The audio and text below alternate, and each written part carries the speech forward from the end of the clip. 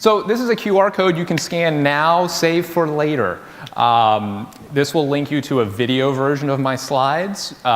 Those of you at home on the live stream, the video's on YouTube, so you can sort of inception my talk. You can YouTube while you YouTube.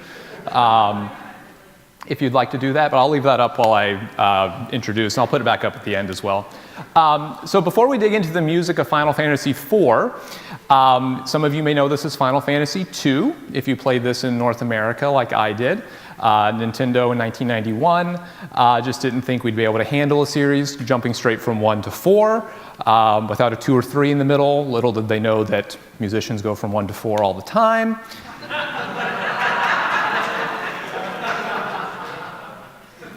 Thank you for laughing. But before we get to the music, let's talk about topics and tropes. David Neumeyer sees topics and tropes along a continuum. Topics are on one side, and these are stable. These are the classical topics that we know and love, well established by Robert Hatten, Kofi Agawu, Leonard Ratner, Raymond Monell, many others. These are the pastoral, the martial, the hunt. And we've been hearing about these today already. On the other side lies tropes. So these are manipulations of topics that cause them to become unstable, cinematic, or creative, in Neumeyer's words. Robert Hatten describes tropes as emerging from the juxtaposition of contrasting types.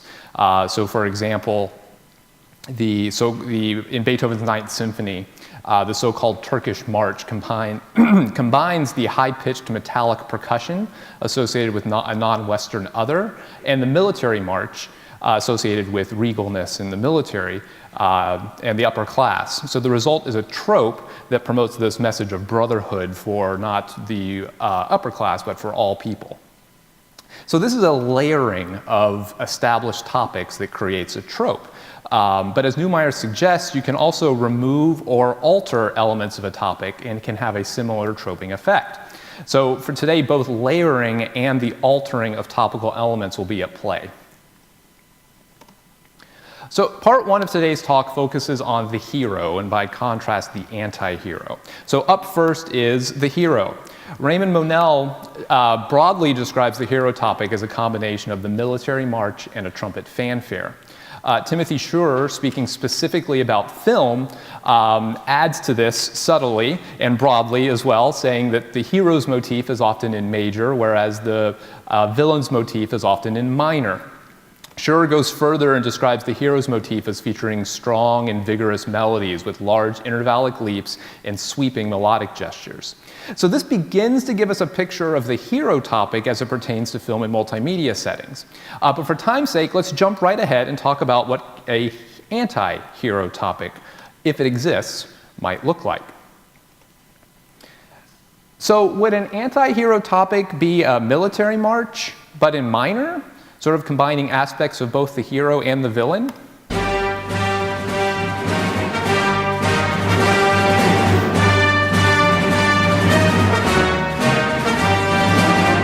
Or perhaps the wrong mode and an unexpected genre, at least in the expected context of a hero.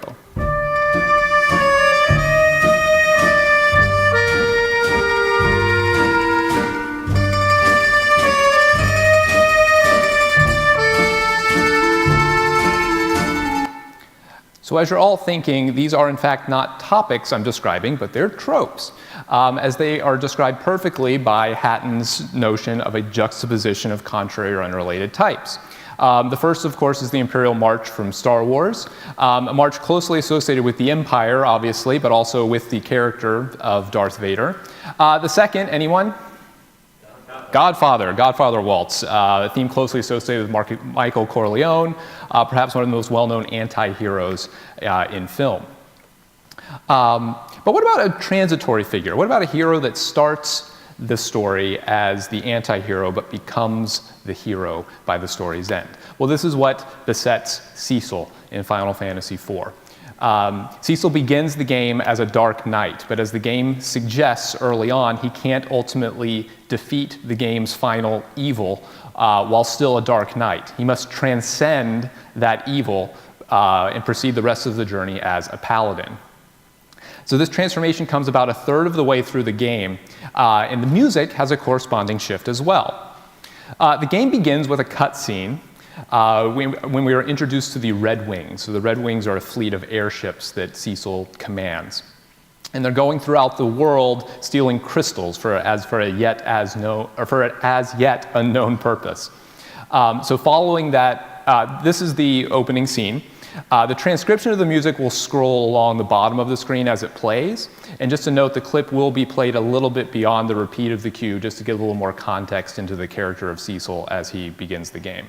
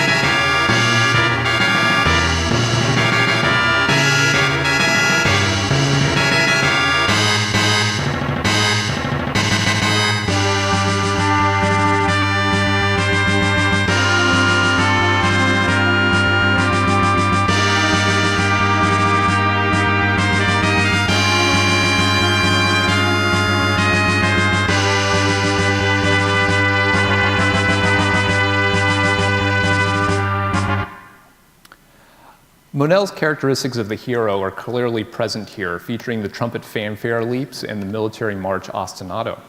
But the overall context is minor, blending in some of Schurer's villain and beginning to establish an anti-hero trope. And like the Imperial March, this Red Wings cue comes to be closely associated with Cecil the Dark Knight as gameplay continues. The contrasting section of this cue also contributes to the anti-heroic qualities. Not to rely too heavily on Star Wars today, but this is actually a version of the Rebel fanfare.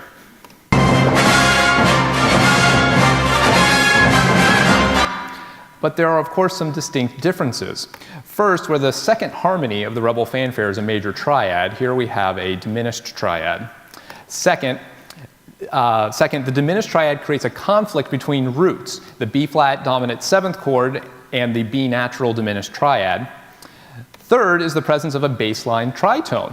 All of these differences read to me as the evil version of the Rebel fanfare, fitting nicely within the established anti-hero trope. Good, you saw it. Here it is. Here's that Final Fantasy version again.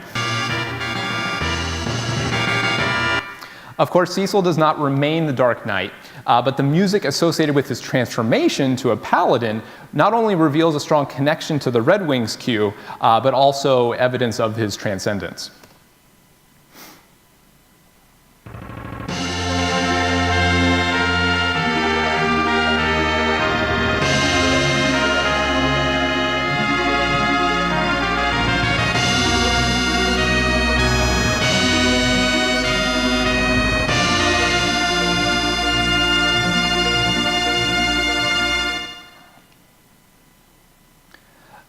The becoming a paladin cue is in the relative major key compared to the Red Wings cue, but gone is that march ostinato, a substantial part of the hero topic. So it seems as if Cecil can have one or the other, but not both.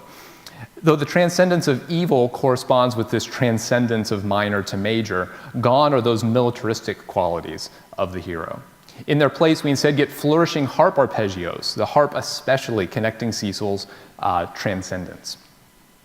Another remarkable part of this cue is its literal connection to the Red Wings. The melody is the same as the Red Wings cue, and its use here at this important part of the game cements this connection between it and Cecil.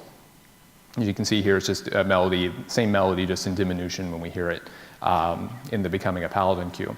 So the trope here suggests that Cecil's former life as a dark knight cannot be fully overcome in his transcendence to paladin. Minor becomes major and the same melody is present, but the triumphant march associated with the hero is nowhere to be found. Complicating this further is the fact that the Becoming a Paladin cue is only heard once at this moment. So you might see that one of two ways. This can either strengthen the troping effect of this moment, or it can lessen it, since we're never going to hear this music again unless you go back and play the game another time. Again, there's more to the story here, but I must move on to part 2 of the discussion today, involving those airships themselves. This involves what I refer to as a flying topic. But rather than discuss it first, let's watch this supercut of films and video games in which the flying topic is readily apparent.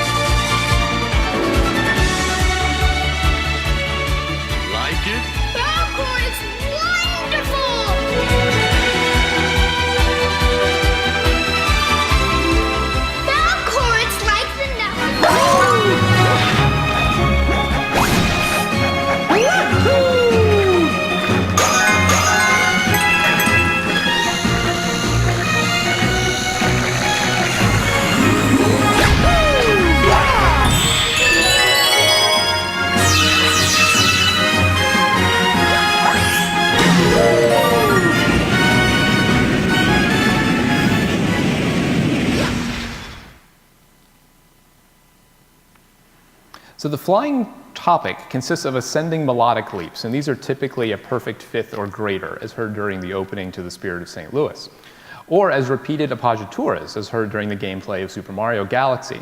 This Gusty Gardens cue from Super Mario Galaxy also features a stepwise melodic ascent at the end of the cue.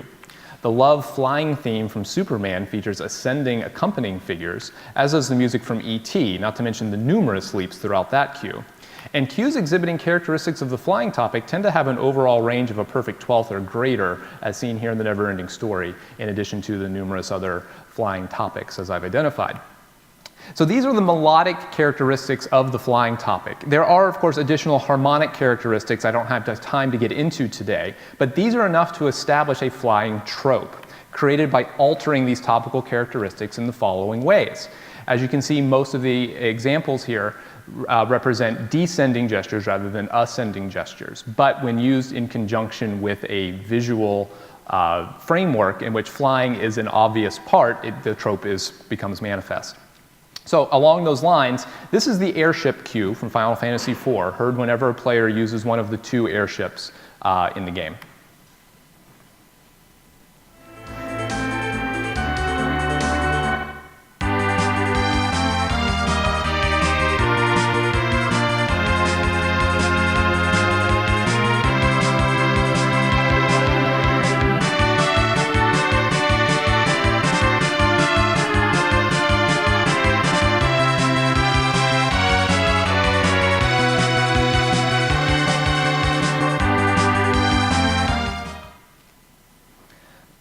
The airship cue features 3 prominent ascending leaps, but is otherwise overwhelmed by descending melodic gestures.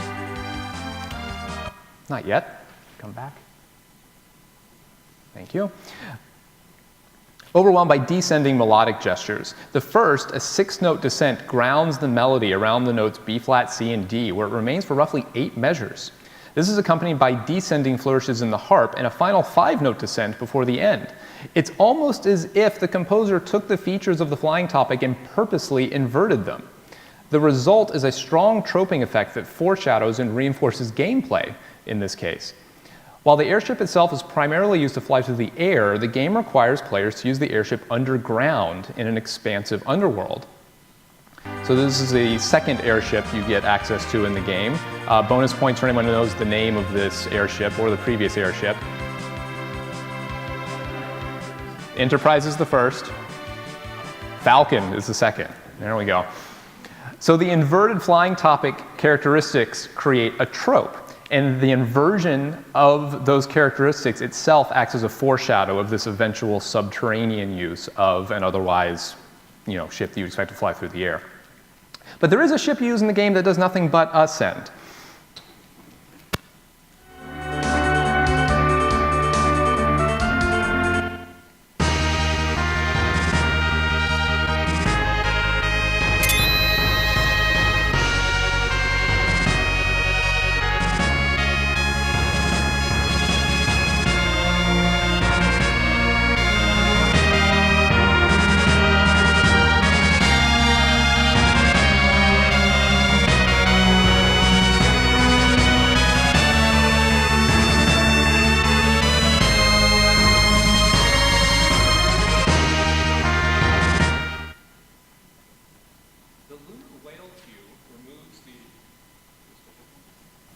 The lunar whale cue. Okay, I'm just worried that the people on the live stream won't be able to. Oh, it's back. Okay, the lunar whale cue removes the troping elements of the airship cue, situating this cue as more solidly a topic. The consecutive melodic leaps, ascending flourishes, and a rising stepwise melodic motion at the end of the cue, similar to what we heard in Super Mario Galaxy, all signal a more topical use. And indeed, the lunar whale is the vessel that will take players beyond the surface and the underworld and to the moon for the game's ultimate climactic final battle. Just a little refresher of the use there. So this exploration of tropes in Final Fantasy IV is part of a larger research project examining the role that musical topics and tropes play in video games. Video games, especially contemporary titles and role-playing games, are just as, if not more, rich in narrative as film and TV. Tropes open a window into this often complex narrative world, revealing a playground in which topics and tropes participate in the story itself by reinforcing on-screen transformations and, in this case, foreshadowing future events. Thank you.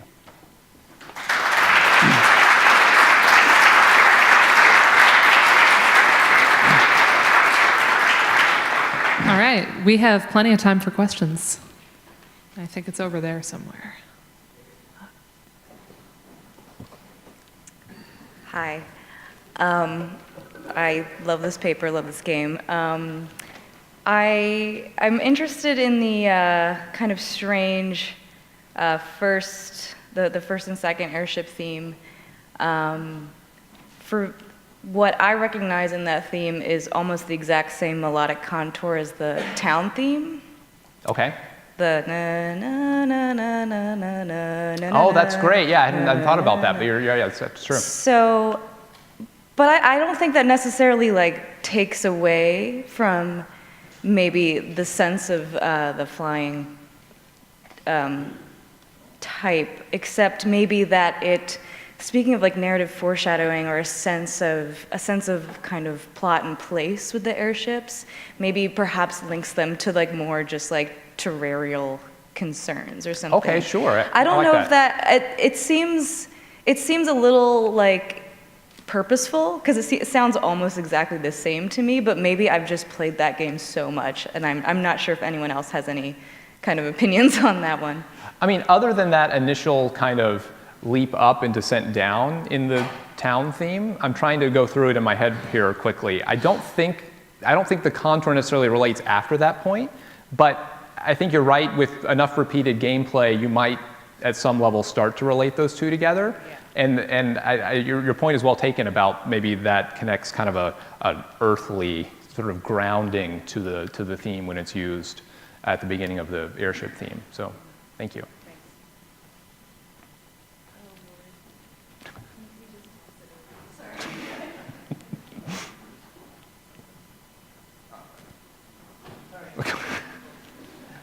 Howdy. Hi. So as someone who's, in my bio I mentioned getting into composing because of playing a game on the Super Nintendo, what I didn't mention is that game was Final Fantasy 2. So as someone whose musical journey started with Final Fantasy 2 4, this is, I think, something I greatly appreciate.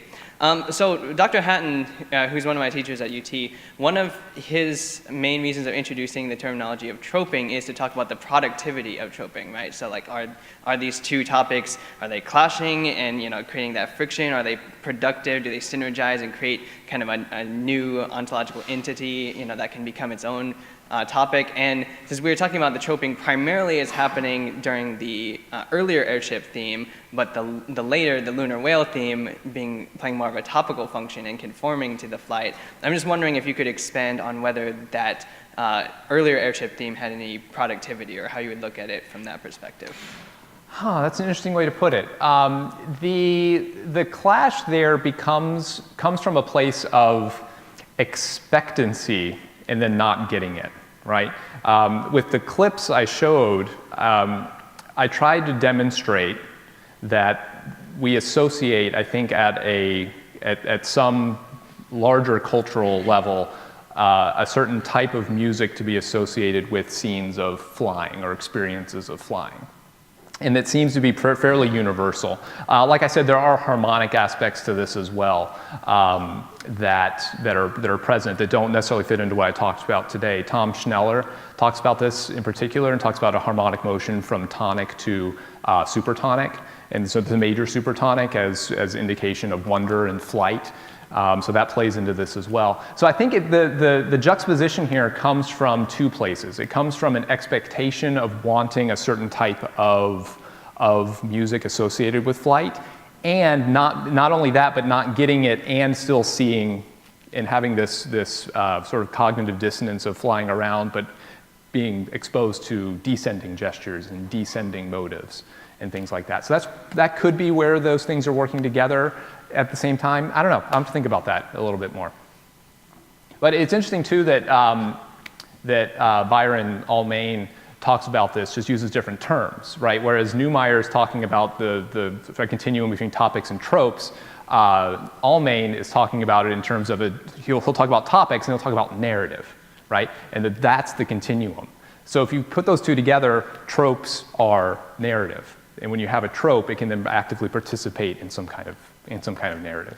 But thank you.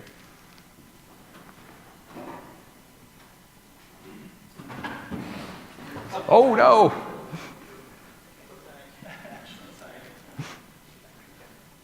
Careful the backpacks. So I just had a quick question. You mentioned the Cecil character and his transformation, and that there's the transcendent moment where they become the paladin, and that music never comes back. You didn't mention, having not played the game, is there a different kind of topic that kind of appears afterwards, that the paladin now has this theme or this kind of topic that follows it? Not really.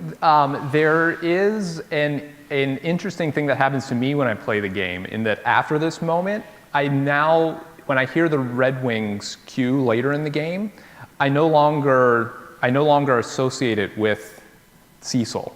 I don't know if that's just me or overthinking it when I was playing the game, but I would hear it as separate things, whereas prior to that moment, they were sort of tightly linked together. But there isn't sort of a hero's theme that takes over from that point in the game. There are other themes, and there are sort of, your typical, for lack of a better term, dungeon themes that come up, and castle themes and things like that. But nothing specifically tied to Cecil. Yeah. Thank you. I just wanted to add, I just remembered that I think the ending theme has a full major mode version of the march. in an ending, do you mean like in The ending theme of the game. like after you've defeated everything and it's the credits. The credits. Sorry. Right? Okay. Yeah. I'm trying to think back to the credits music. Is it the epilogue? Sorry. Yeah, I'm sorry. Yeah, that's my comment. Okay. Nothing on a question. Perfect. I'll go back and listen to that.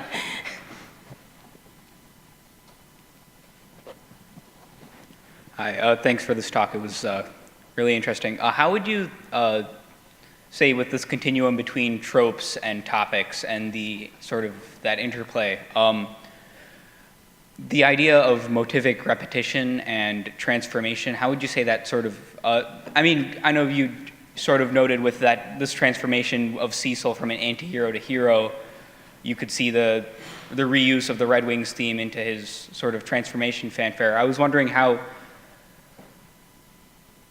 I lost my train of thought, I'm sorry. Give me a second. Okay.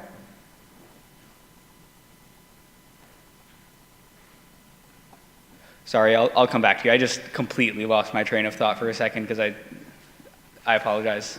Let's talk afterwards. All right. Yeah.